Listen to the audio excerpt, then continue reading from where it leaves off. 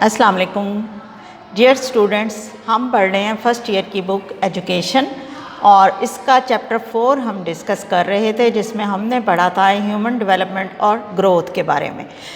ہم human development اور growth میں جو کردار ہے وراثت کا اور ماحول کا، وہ ہم پڑھ چکے۔ آج ہم نے پڑھنا ہے کہ نشو و نما کے وقت کون کون سے اصول ہیں جو کار فرما ہوتے ہیں اور جس کے نتیجے میں انسان کی پرسنالٹی ڈیولپ ہوتی ہے۔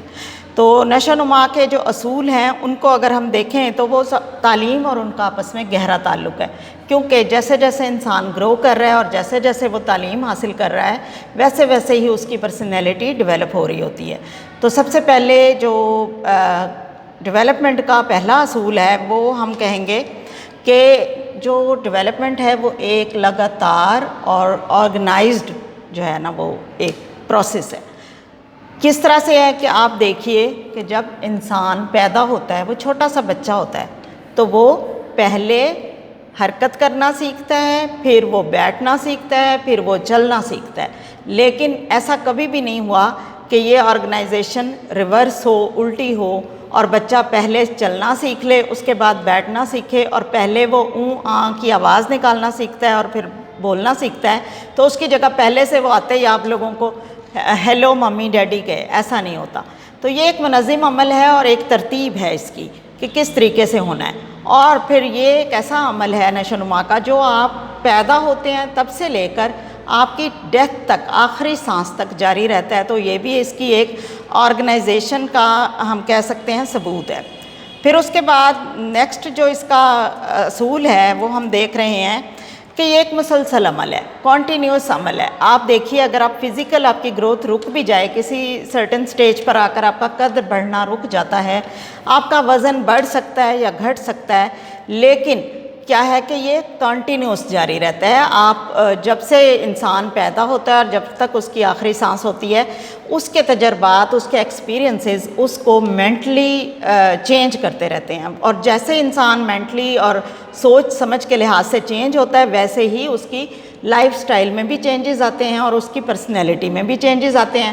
جیسے کہ آپ خود کو ہی دیکھ لیجئے، آپ لوگ جب گریڈ 1 میں تھے، 5 میں تھے، 10th میں تھے، تب آپ کیسے تھے، آپ کا چلنا پھرنا اٹھنا بیٹھنا کیسے تھا، مینرز کیسے تھے آپ کے پاس، اور اب آپ فرسٹ ایئر میں آئے ہیں تو آپ کے اندر کیا تبدیلیاں آئی ہیں۔ تو انسان چونکہ وقت کے ساتھ ساتھ گرو کرتا ہے اور تعلیم بھی اس کو ڈیولپ کر رہی ہے۔ اب ہم یہاں فارمل ایجوکیشن سے ہٹ کر اگر نان فارمل ایجوکیشن کی بات کریں تو تب بھی جو لوگ نہیں پڑھتے لکھتے، جو تعلیم نہیں حاصل کرتے ہیں، تو کیا وہ گرو نہیں کر رہے؟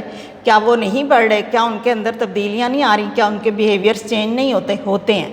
تو ہم یہاں پر تعلیم کا مطلب صرف وہ نہیں ہے جو بکش نالج ہے جو آپ لوگ یہاں اسکولوں میں بیٹھ کے پڑھ رہے ہیں، بلکہ وہ علم ہے جو آپ مختلف چیزوں کو سیکھتے ہیں، وہ بھی ایک علم ہے۔ آپ نے چلنا پھرنا سیکھا، وہ بھی ایک علم تھا۔ آپ نے کھانا پینا سیکھا، وہ بھی ایک علم تھا۔ اب اگر آپ سوچنے کا پیٹرن پازیٹیو کرتے ہیں، نیگیٹو کرتے ہیں، تو بھی وہ ایک علم ہی ہے اور وہ آپ کو چینج کر رہا ہے، اور یہ ایک کنٹینیوس پروسیس ہے۔ تو سیکنڈ اصول جو ہے ہمارے پاس نشو و نما کا وہ ہے کہ یہ لگاتار ہوتا ہے، نشو و نما لگاتار ہوتی ہے۔ تیسرا جو ہمارے پاس اصول ہے وہ ہے کہ یہ ایک ارتقائی عمل ہے، یعنی اس کے اندر ترقی ہوتی چلی جاتی ہے۔ ارتقاء کا مطلب ہوتا ہے ترقی ہونا یا درجے بڑھتے جانا، یا 1 سٹیپ اور آگے جانا، یا 1 سٹیپ اور اوپر جانا۔ تو اس میں بھی آپ دیکھ رہے ہیں کہ جس طرح سے آپ جس چیز کے بارے میں بھی آپ جانتے ہیں، کل کو اگر آپ لوگ جانتے تھے کہ ایک نوکیا کا اتنا سا موبائل ہے اور اس میں آپ بٹن پریس کر کر کے میسیج ٹائپ کرتے تھے اور یس اور نو کر کے صرف کال سنتے تھے، تو اب کیا ہے کہ اب آپ کے پاس آ گئے ہیں اسمارٹ فون، تو آپ لوگ خود اس کو آپریٹ کرنا سیکھتے ہیں۔ کس لیے سیکھتے ہیں؟ کیونکہ آپ کے اندر ایک سیکھنے کا جذبہ ہے، ایک نیچر میں اللہ تعالیٰ نے ڈال دیا انسان کے کہ وہ پرتجسس ہوتا ہے نئی چیزوں کے بارے میں۔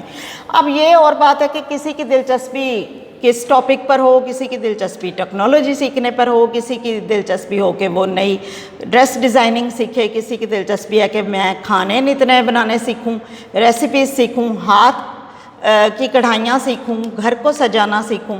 تو یہ مختلف انٹرسٹ ہیں، لیکن یہ ضرور ہے کہ یہ ایک ترقی پذیر عمل ہے۔ کل آپ نے نوکیا موبائل یوز کرنا سیکھا تھا، تو آج آپ کو स्मार्ट फ़ोन यूज़ करना आया। कल आपने अलिफ बे पढ़नी सीखी थी तो आज आपको स्टोरीज़ पढ़नी आ गई। कल आपने ये सीखा था कि सुई में धागा कैसे डालना है तो आज आपने कपड़े सीने और डिज़ाइन करने सीख लिए। तो ये आप जो भी नॉलेज या फील्ड या स्किल लेते हैं अपने लिए, चूज़ करते हैं, फिर उसी में आप आगे बढ़ते चले जाते हैं। इंटरेस्ट डिफरेंट होते हैं लेकिन इर्तिका या तरक्की या आप कहें कि एक लगातार सिलसिला जारी रहता है आपका उस टॉपिक पर आगे जाने का। तो नशो नुमा का तीसरा असूल था इर्तिकाई अमल, और चौथा ये है कि ये एक मरबूत अमल है, यानी कि एक दूसरे से लिंक्ड हैं। आपके एक्सपीरियंसेस एक दूसरे से लिंक करते हैं। आप पहले किसी चीज़ के बारे में जानते होते हैं और फिर उसी चीज़ के बारे में आगे जानते हैं। जैसे हमने आज नशो नुमा की बात की तो आपको मैंने पहले बताया कि आप पहले इसके बारे में जान चुके हैं कि नशो नुमा है क्या चीज़, तभी हम आगे उसके असूल पढ़ रहे हैं ना। तो बेसिक ये है कि कोई भी आज अगर हम उसके असूल पढ़ेंगे तो नेक्स्ट हम देखेंगे कि वो किस तरह से जो है चेंज कर सकते हैं हम इन असूलों के तहत। जो नशो नुमा है या आप कहें कि बच्चों की ग्रोथ है, मेंटल ग्रोथ है, फिज़िकल ग्रोथ है, उसको किस तरह से हम इम्प्रूव कर सकते हैं। तो हमारा हमेशा जो नॉलेज है वो बैक टू रिलेटेड होता है हमारे प्रीवियस नॉलेज के। तो इस लिहाज से इसको एक मरबूत यानी कनेक्टेड अमल कहते हैं। फिर अगला हमारे पास जो असूल है फिफ्थ, वो है कि मुख्तलिफ होती है रफ्तार हर इंसान के सीखने में। अब आप देख लीजिए कि अगर आपकी क्लास में 20 बच्चे हैं तो आप 20 के 20 लोग एक ही टीचर का सुन रहे हैं लेक्चर, एक ही बुक से पढ़ रहे हैं, लेकिन किसी को बहुत अच्छे से समझ आ जाता है, वो टेस्ट में 10 में से 8 नंबर लेता है। और कोई ऐसा है जिसकी लर्निंग इतनी हुई कि उसने 10 में से 6 नंबर लिए, और किसी ने 3 लिए, और किसी ने 0 लिया, और किसी ने 10 और 10 ले लिए।